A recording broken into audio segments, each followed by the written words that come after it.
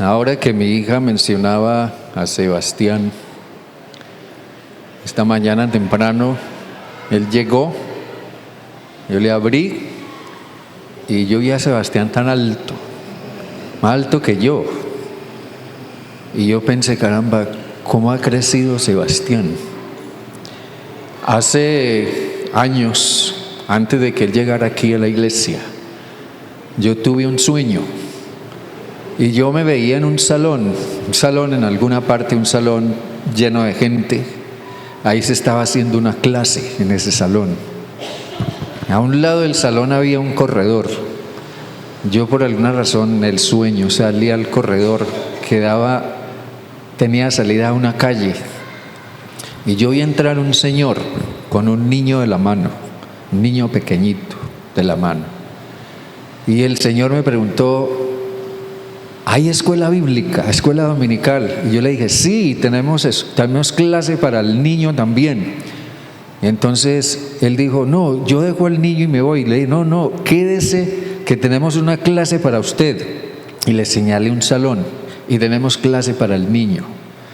El hecho es que el sueño pasó y no recuerdo cuánto tiempo después llegó el hermano Jaime Penagos, el esposo de la hermana Rosmira, un gran hombre de Dios, ahora en su presencia.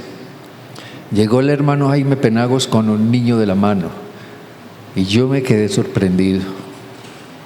Yo dije: ese señor fue el que yo vi en mi sueño, que llegó con Sebastián.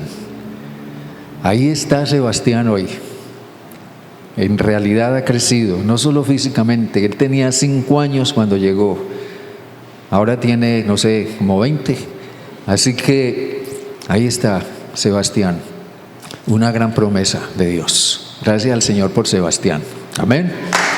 Gracias al Señor por Sebastián. Dios te bendiga, Sebastián, y por la proyección que yo sé que él tiene en el Señor. Amén. Solo quería compartirles esa pequeña historia de las cosas que hace Dios, entre tantas otras. Bueno, mi esposa nos guiaba en una lectura en el libro de Isaías esta mañana, en el capítulo 55. Solo quiero leer el versículo 1, aunque vamos a enfocarnos en todo el pasaje. Pero el versículo 1 dice: venid todos los sedientos, venid a las aguas. Aunque no tengáis dinero, comprad y comed. Venid y comprad sin dinero y sin pagar vino y leche. Hemos estado hablando de la grandeza de Dios. Primero vimos el Dios que Dios quiere que veamos. El Dios que Dios quiere que veamos. Luego vimos el Dios de la esperanza. Dios quiere que lo veamos como el Dios de la esperanza.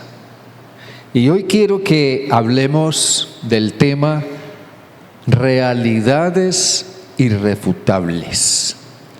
Realidades irrefutables. Yo creo que en el fondo de todo lo que Isaías le habla al pueblo de Israel, déjenme decirles que el libro de Isaías está dividido en 2 grandes secciones. Una es una sección profética de juicio, de anuncio de juicio,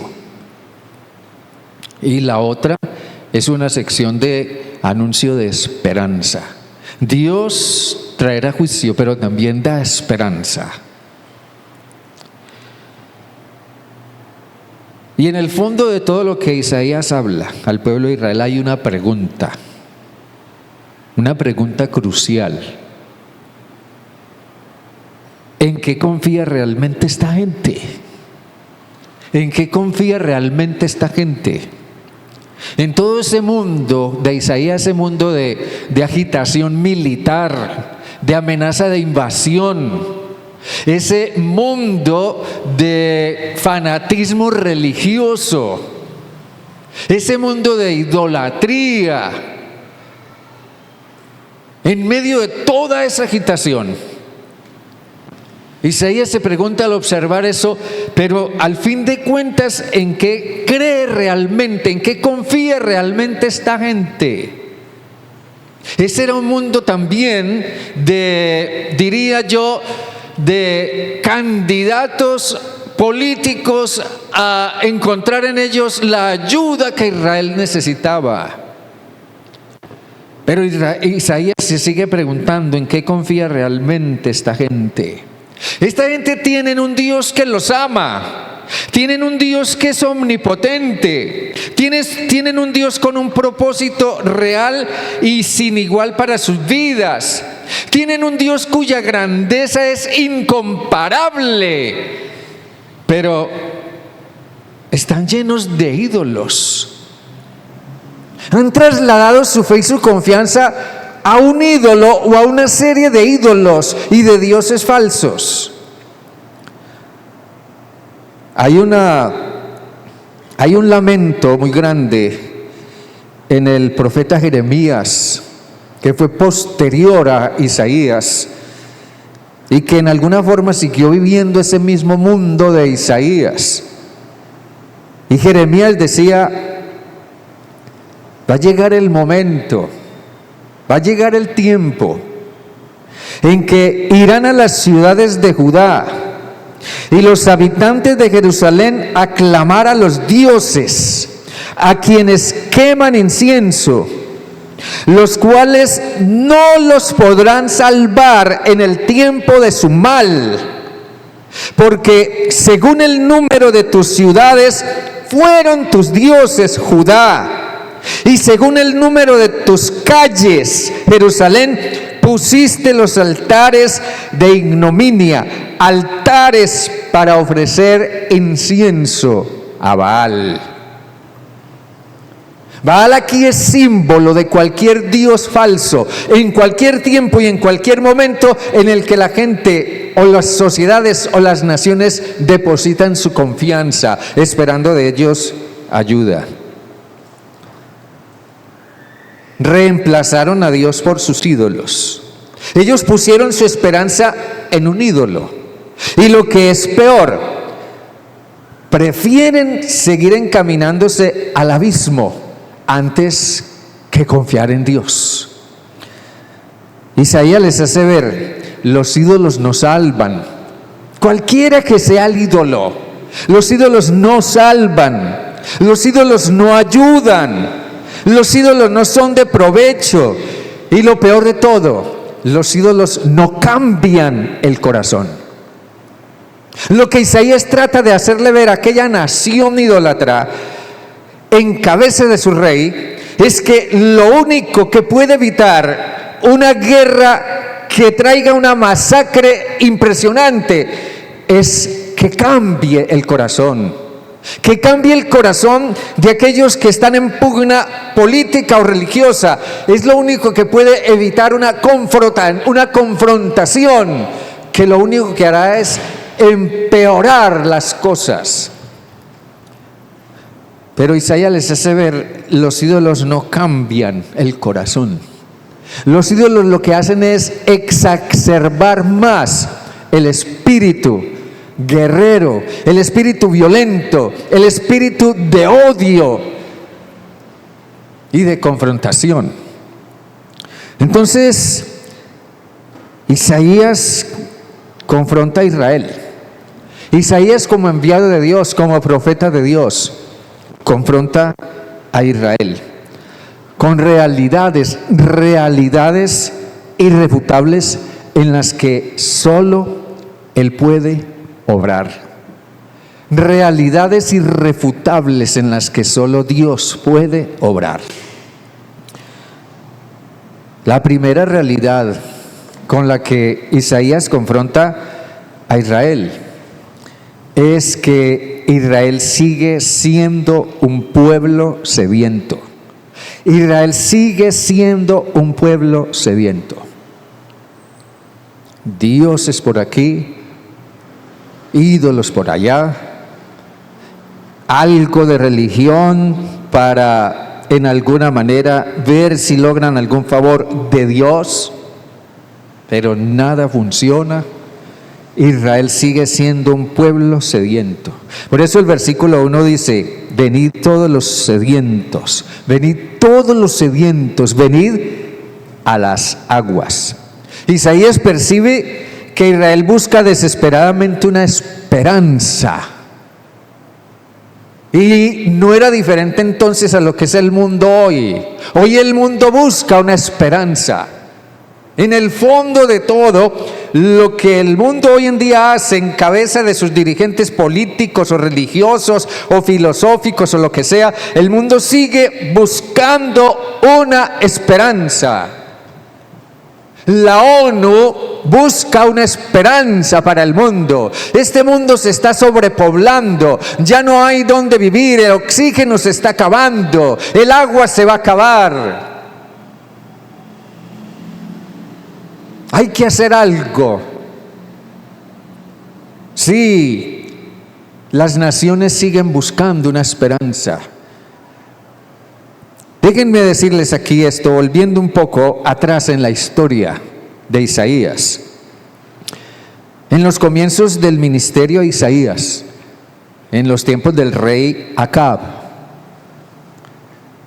se conformó una amenazante coalición contra Judá.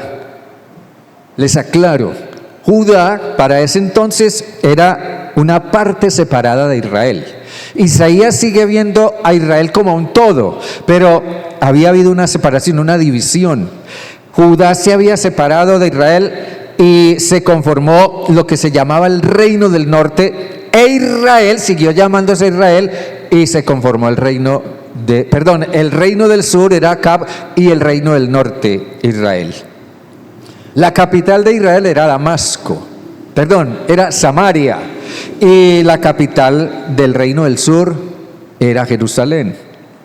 Entonces se formó una coalición amenazante contra Judá, el reino del sur, porque los del norte querían formar un frente para enfrentar a los asirios que amenazaban con venir a invadirlos y conquistarlos. Entonces Isaías enfoca su profecía hacia Judá, el reino del sur. Allí la historia o la parte histórica del libro de Isaías nos da constancia de eso. Dice en el versículo 1 del capítulo 7, solo escúcheme: aconteció en los días de Acaz, hijo de Jotam, hijo de Usías, rey de Judá, que Resín, rey de Siria, y Peca, hijo de Remalías, rey de Israel, subieron contra Jerusalén para combatirla, pero no la pudieron tomar. Y quisieron hacerlo porque ellos se dieron cuenta que Judá no quería formar parte de la coalición contra los asirios. Entonces fueron a atacarlos porque los consideraban traidores. Entonces Isaías enfoca su profecía hacia Judá, el reino del sur. Pero ante el profundo temor de Acab, aquí dice en el versículo 2, cuando Acab escuchó o supo de la invasión que se aproximaba por parte de los asirios, dice, se le estremeció el corazón y el corazón de su pueblo, como se estremecen los árboles del monte a causa del viento. Entonces Dios mandó a Isaías para que fuera y hablara con Acab. Y Acab fue y le dijo, tranquilo, cálmate, cuídate y ten calma, no temas, no se turbe tu corazón a causa de estos dos cabos de tizón que humean, porque el ardor de la ira de Resín y de Siria y del hijo de Remalías, eso va a pasar. Isaías fue y habló con Acab.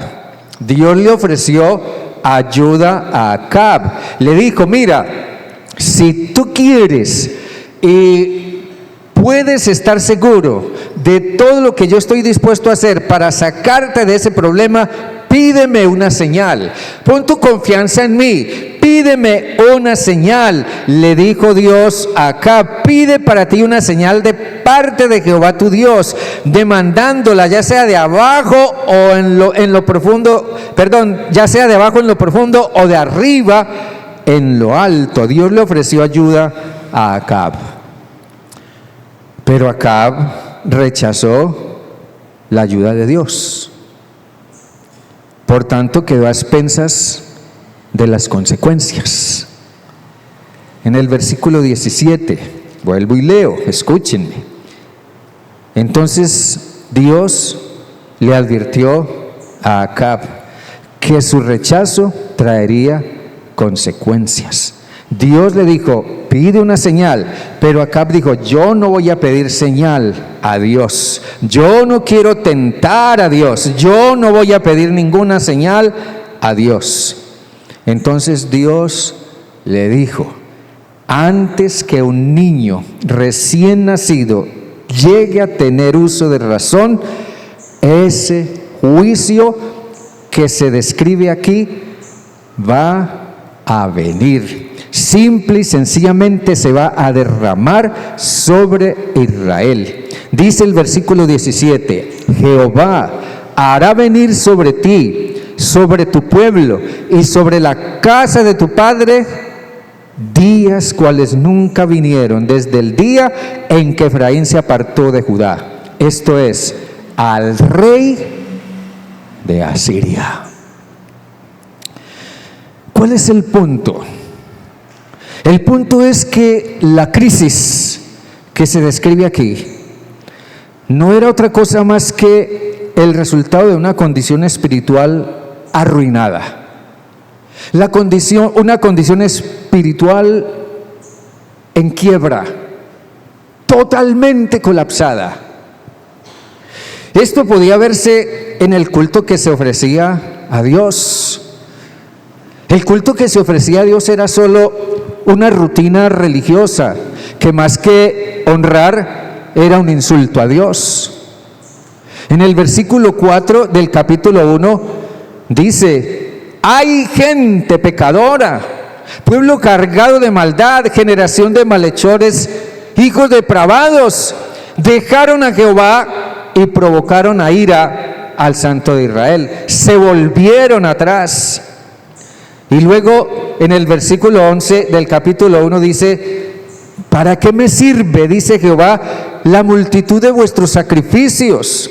Hastiado, nosotros diríamos, estoy hasta la coronilla, hastiado estoy de soportar todo eso que ustedes me ofrecen, hastiado estoy de holocaustos, de carneros, de grasa de animales gordos, no quiero sangre de bueyes, ni de ovejas, ni de machos cabríos.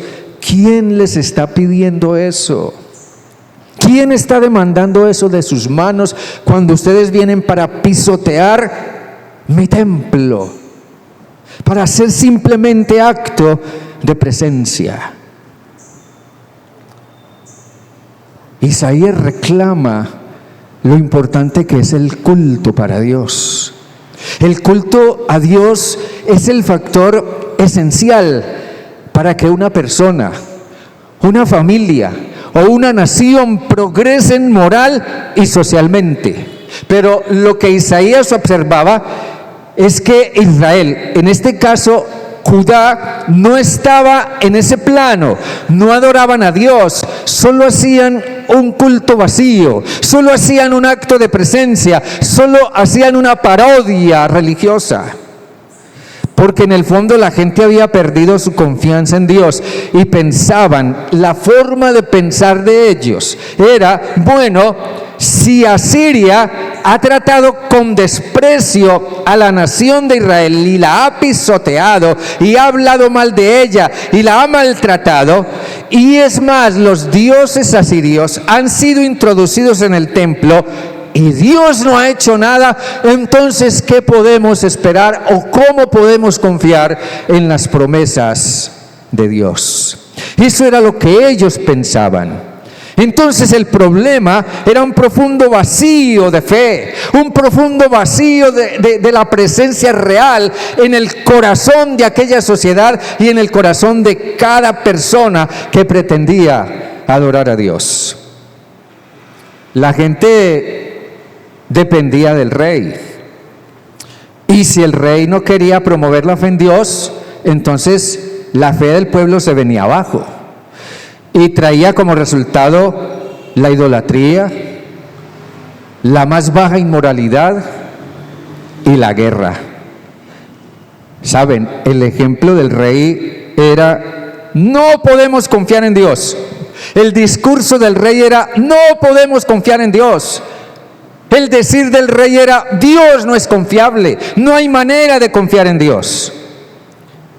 Y lo más que el rey les podía ofrecer entonces era simplemente: confiemos en los dioses asirios, confiemos en los dioses de los asirios, confiemos en los ídolos de los asirios, porque según el rey pensaba, esos dioses eran los que habían hecho grande y poderosa a Asiria. Esos dioses eran los que habían hecho a Asiria una nación arrolladora y conquistadora a través de sus estrategias militares. Entonces el rey dice: no, confiemos en los dioses y en los reyes, en los dioses y en los ídolos asirios. Y esto deja bien claro que la raíz de los problemas de las naciones hoy es espiritual. La raíz de los problemas de familia es espiritual. La raíz de los problemas personales es espiritual. Lo demás que nosotros experimentamos o vemos son solamente las consecuencias, los resultados del profundo vacío espiritual, de la falta de Dios y de la falta de fe y de confiar en la grandeza de Dios. De allí entonces el llamado de Isaías: venid todos los sedientos, venid a las aguas. En otras palabras, Isaías llama a los que se han quedado sin fe. Isaías llama a los que se han quedado sin esperanza. Isaías llama a los que han caído en la más profunda desilusión. Vuelvan su corazón a Dios, vuelvan a Dios, vuelvan su corazón a Dios, vuelvan sus ojos a Dios con todo su ser y con profundo arrepentimiento. Al fin, la advertencia que Isaías hizo a Acaz se cumplió. Esa advertencia se cumplió. Saben, hermanos, déjenme decirles esto. El problema es que cuando se pone la esperanza en un líder sin Dios, entonces llegará el momento en que Dios trata con el líder. Y cuando Dios trata con el líder, entonces el pueblo que le sigue se irá al abismo con él.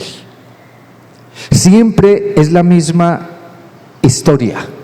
Los reyes de Judá, con excepción de 2 o 3, pero de todos los reyes de Judá y también de los de Israel, siempre se dijo: hizo lo malo ante los ojos de Jehová. Y esa es una afirmación que se repite una y otra vez: hizo lo malo ante los ojos de Jehová.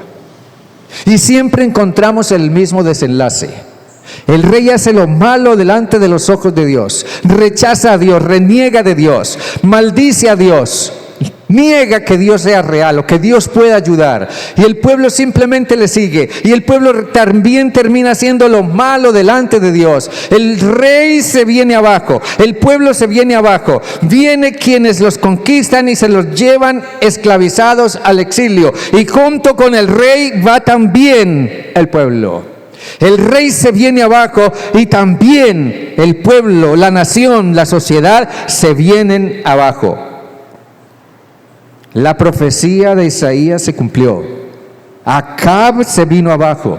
Los demás reyes que le sucedieron se vinieron abajo. Y al final el pueblo perdió su libertad y terminó en el exilio. Y la gente se desilusionó del rey. Llegó un momento en que sintieron una desilusión tan grande de los reyes, de la monarquía, de las dinastías reales. Se dieron cuenta que ningún rey y ningún ídolo podía llenar el vacío o la sed del corazón. Entonces es cuando Dios inspira en Isaías y surge la idea del rey ideal. La idea del rey ideal, de un rey que se interese realmente en la gente, de un rey que muestre compasión y misericordia con la gente, de un rey que realmente ame a la gente, a todos por igual, de un rey que realmente gestione para que la gente, sin ninguna clase de diferencias ni de exclusiones, progrese y sea bendecida. Sí, surge la idea del rey ideal. Por eso, en el capítulo 9, allí en el versículo 1, Isaías comienza a describir ese rey ideal. Él dice, no habrá siempre oscuridad para la que ahora está en angustia, tal como la aflicción que le vino en el tiempo en que livianamente tocaron la primera vez la tierra de Zabulón y la tierra de Neftalí. Pues al fin llenará de gloria el camino del mar, de aquel lado del Jordán, en Galilea de los gentiles. No, la desesperanza no durará para siempre. La desilusión no durará para siempre. Todo eso podrá ser superado cuando venga, cuando reconozcamos, cuando aceptemos a ese rey ideal. Isaías termina diciendo aquí en el versículo 9, porque el pasaje es extenso, pero él dice, porque un niño nos es nacido, un hijo nos ha sido dado, y el principado sobre su hombro, y se llamará su nombre admirable, consejero, Dios fuerte, Padre eterno, príncipe de paz. Amén, hermanos. Lo dilatado de su imperio y la paz no tendrán límite, y sobre el trono de David y sobre su reino, disponiéndolo y confirmándolo en juicio y en justicia, desde ahora y para siempre. El rey ideal. Entonces eso nos lleva al segundo aspecto irrefutable. Aún es tiempo entonces, aún es tiempo oportuno de buscar sinceramente a Dios. Aún es tiempo de buscar sinceramente a Dios. Aún es tiempo de que Israel y Judá, hasta entonces divididos en dos reinos, aún es tiempo de que las naciones de la tierra busquen sinceramente a Dios. Aún es tiempo de que cada persona, cada familia, cada sociedad humana, cada grupo humano busque sinceramente a Dios. Aquí en el versículo 6 dice Isaías, buscad a Jehová mientras puede ser hallado, llamadle en tanto que está cercano. Deje el impío su camino y el hombre inicuo sus pensamientos, y vuélvase a Jehová, el cual tendrá de él misericordia, al Dios nuestro, el cual será amplio en perdonar. La palabra impío se refiere aquí a una persona que no tiene una relación con Dios, que no tiene fe en Dios. Y la palabra inicuo es una palabra que vive sin Dios y sin ley.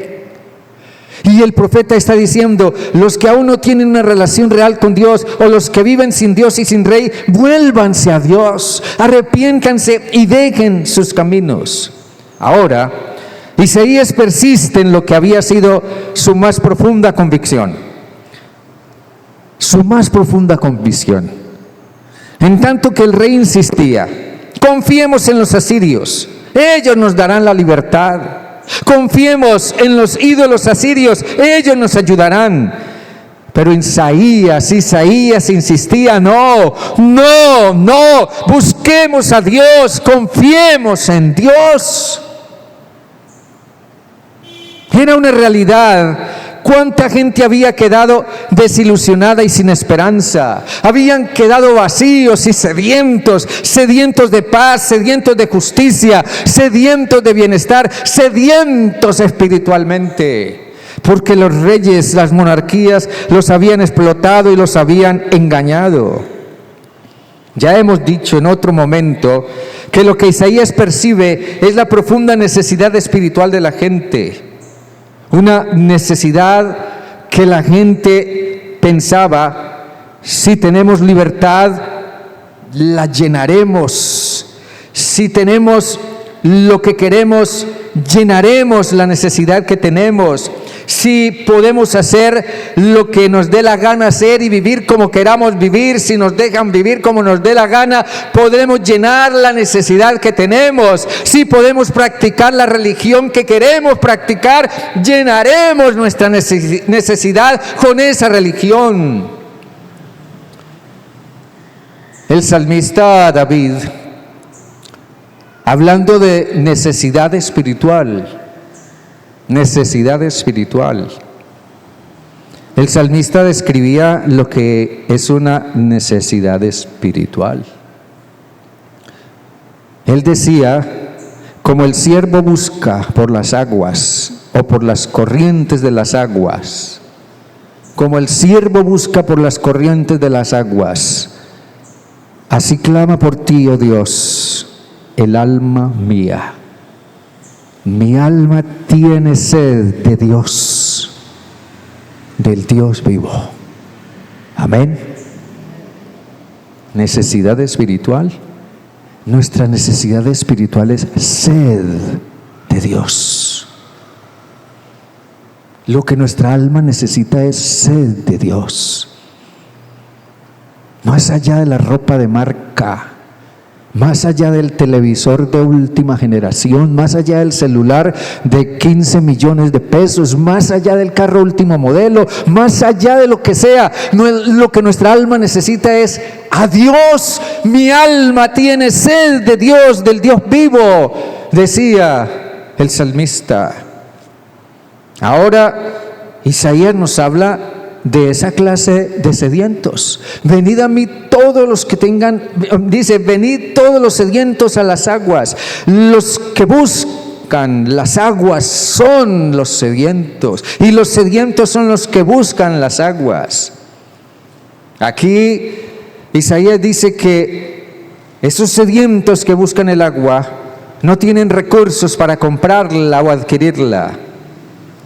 Así que Isaías habla de un supermercado donde la leche y el vino son gratis, donde cada quien puede entrar y tomar toda la leche y todo el vino que quiera.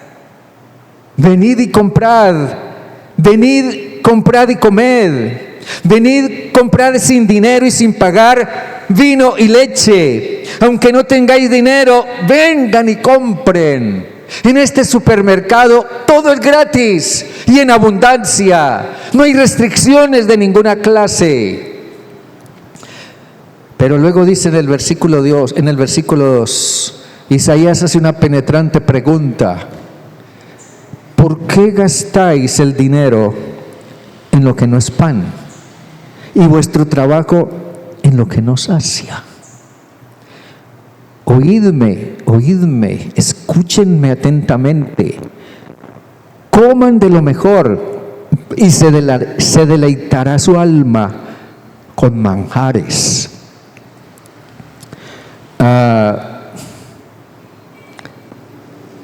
Hay cosas que el dinero no puede comprar, por más dinero que tengamos. Hay cosas que el dinero no puede comprar. Según lo que Isaías dice aquí, cosas que solo entran a través del oído llegan a nuestra alma para satisfacer nuestro más profundo ser. Esas cosas no se pueden comprar con dinero. Entonces Isaías no está hablando de llenar, perdónenme la expresión, llenar el estómago, sino que está hablando de satisfacer el alma.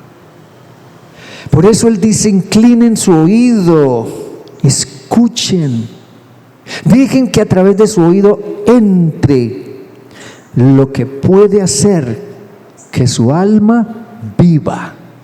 Escúchenme, inclinen su oído y vengan a mí, oíd y vivirá vuestra alma. Aún es tiempo oportuno de buscar sinceramente a Dios. Pero una tercera cosa irrefutable que Isaías subraya aquí es que la palabra de Dios, por tanto, la palabra de Dios es la que transforma y salva. A ver, la palabra de Dios es la que transforma y salva. Aquí dice en el versículo 10, porque como desciende de los cielos la lluvia y la nieve, y no vuelve allá, sino que riega la tierra y la hace germinar y producir, y da semilla al que siembra y pan al que come, así será mi palabra que sale de mi boca. No volverá a mí vacía, sino que hará lo que yo quiero, y será prosperada en aquello para lo cual la envié. Y eso significa que Dios no es un Dios que hable jamás en vano. Siempre su palabra hará lo que Él quiere y lo que Él dice. En el capítulo 1 de Génesis dice: y Dios habló y dijo, sea la luz. ¿Y qué pasó? Y fue la luz. Y así por el estilo. Ahora, escúchenme esto. Es el agua que en forma de lluvia cae y transforma un desierto en un campo fértil. Solo el agua puede hacer ese milagro. Transformar un desierto, un campo árido, improductivo, en un campo fértil y fructífero. Piense usted en esto. Cuando Jesús habló del agua, Él se refería a su palabra. A su palabra.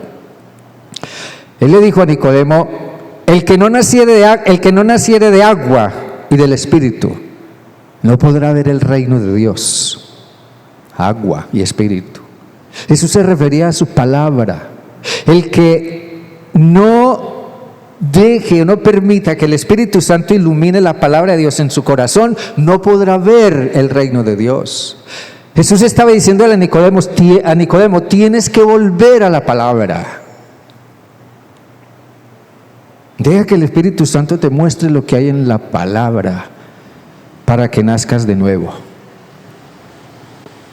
Cuando Jesús habló con la mujer samaritana, allí a la orilla de ese pozo, Jesús le señaló el agua y le dijo: mira, cualquiera que beba de esa agua volverá a tener sed, pero el que beba del agua que yo le daré no tendrá sed jamás, sino que será en él una fuente de agua que salte para vida eterna.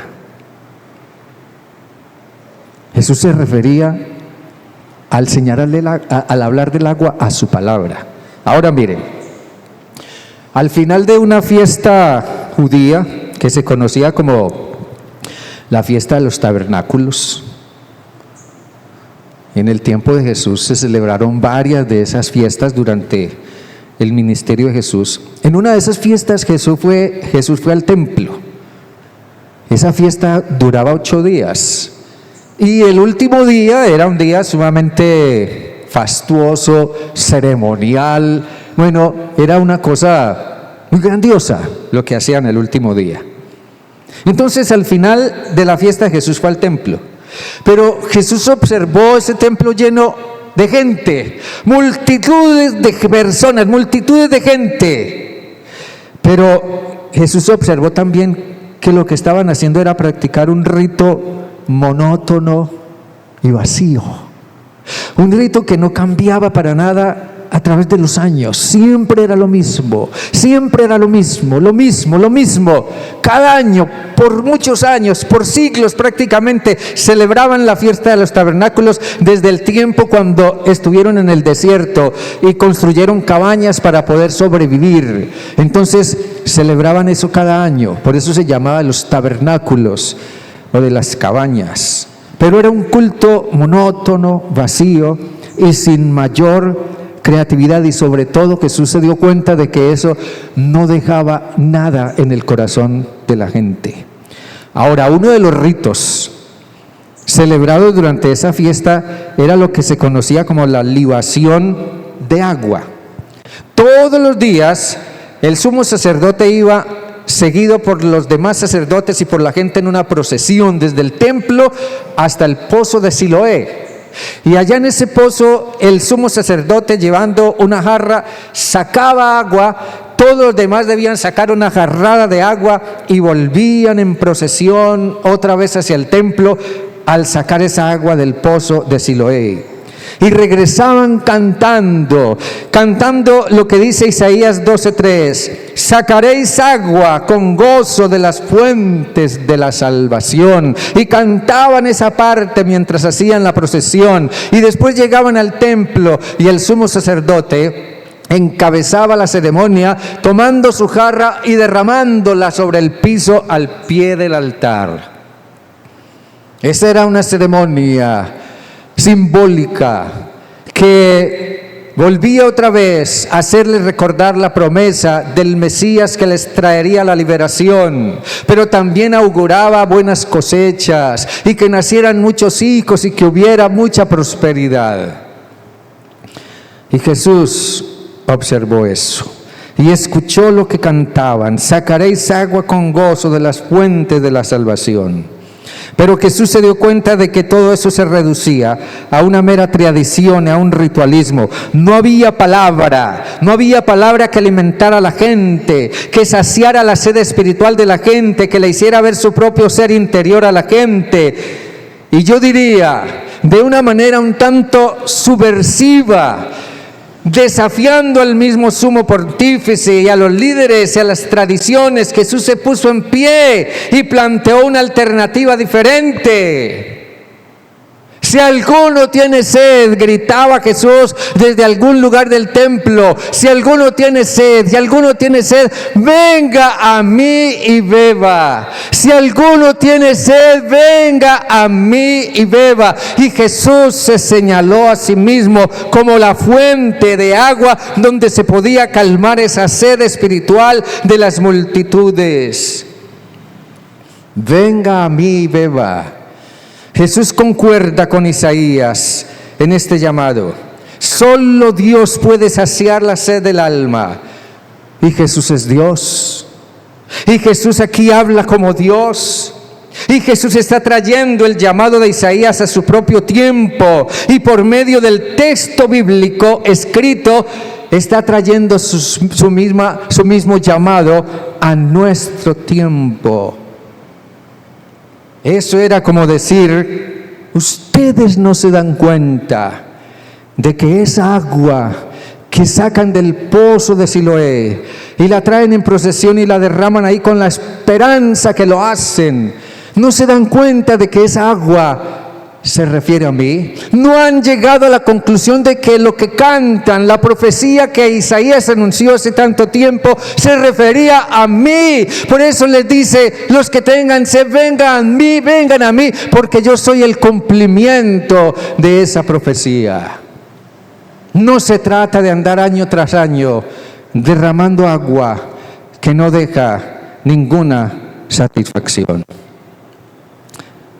Lo que tocó el corazón de la mujer samaritana cuando Jesús le habló del agua, lo que transformó su cosmovisión, fue la palabra que Jesús le habló. La palabra que Jesús le habló. Por eso la mujer salió corriendo y le decía a todo el mundo: miren, me ha dicho todo lo que he hecho. Me ha dicho todo lo que he hecho. Ha puesto en evidencia todo lo que soy, no solo exteriormente, sino lo que soy adentro de mí misma.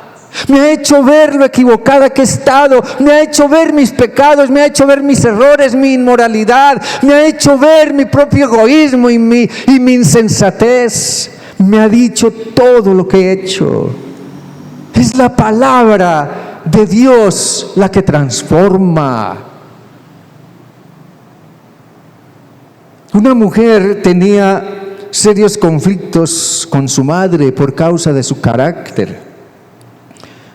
Y un día su madre accedió a reunirse con ella para arreglar esos conflictos, arreglar las cosas. Y se citaron en un lugar. Pero cuando la hija llegó al lugar, la señora se había ido. Y cuenta ella, enojada, muy enojada, le escribí una nota.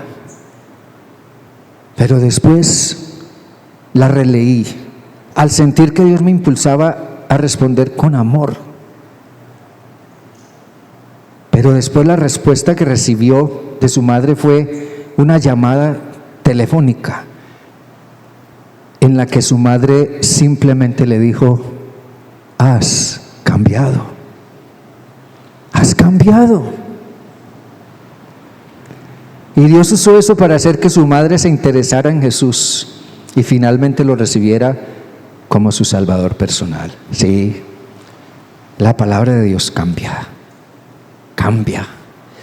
Y el cambio es evidente cuando lo que comienza a salir de nosotros es diferente. Amén. Jesús dijo, el que crea en mí, de su interior correrán ríos de agua viva. Eso es cambio. Eso es cambio. Pero si lo que sale de nosotros son malas intenciones, evasivas, disculpas, justificaciones, mal carácter, malas palabras, promesas sin cumplir, si lo que sale de nosotros son traiciones o insensatez, no hemos cambiado. No hemos cambiado. ¿Cambio? Miren cómo termina hablando del cambio Isaías. Él dice en el versículo 13, en lugar de la zarza crecerá ciprés, y en lugar de la ortiga crecerá rayán. ¿Eso es cambio o no? ¿Amén? ¿Eso es cambio o no? Y será Jehová por nombre, por señal eterna, que nunca será borrada. Hermanos queridos, la verdad irrefutable es que solo Cristo cambia el corazón. Y solo Dios nos encamina en una vida con propósito, una vida de bendición y crecimiento. Más allá de eso, si nosotros hacemos como el pueblo de Israel y solo hacemos un acto de presencia en el culto, aquí o allá, y ofrecemos un culto vacío y sin sentido que nos deja en la misma forma en que llegamos, volvemos a salir, nos estamos engañando nosotros mismos. No, Dios nunca habla en vano. La palabra que yo envío, que sale de mi boca, hará lo que yo quiero y no volverá a mí vacía, sino que hará aquello para lo cual la envié. Si no hay cambios en tu vida, es porque probablemente tu corazón sigue estando cerrado a la palabra viva de Dios. Amén. Amén. Incline su rostro y ore, por favor.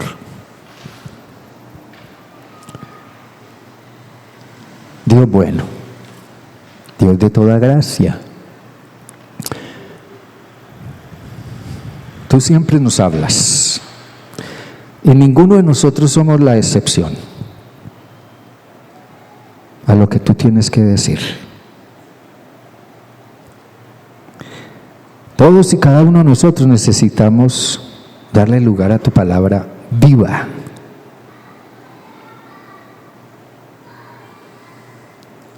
A través de nuestros oídos, escuchándola seriamente, tomándola en serio, meditando en ella y aplicándola a nuestra vida. El pueblo de Israel, en cabeza de sus reyes, se fue al abismo porque no quiso escuchar y recibir tu palabra. Dios, guárdanos de que nos pase a nosotros lo mismo. Ayúdanos a no andar engañados por la vida.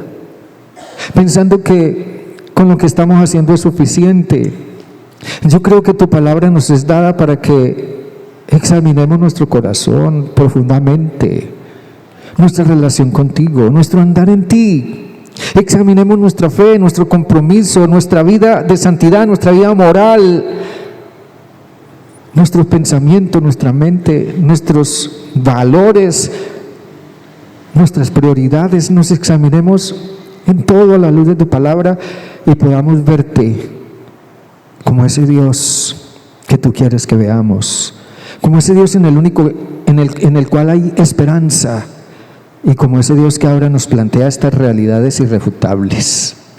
No podemos negar que esto es cierto. Somos aún gente sedienta de ti. Señor, aún tenemos sed de ti, pero entendemos también que aún es tiempo oportuno de buscarte más sincera y profundamente, y que solo tu palabra es la que transforma y salva. Ayúdanos a pensar en esto, Señor Dios. Y glorifícate, Padre, en esta iglesia, en nuestras vidas y en cada uno de nosotros. En el nombre de Jesús. Amén y amén. Dios me les bendiga, mis hermanos, grandemente. Dios les bendiga. Amén.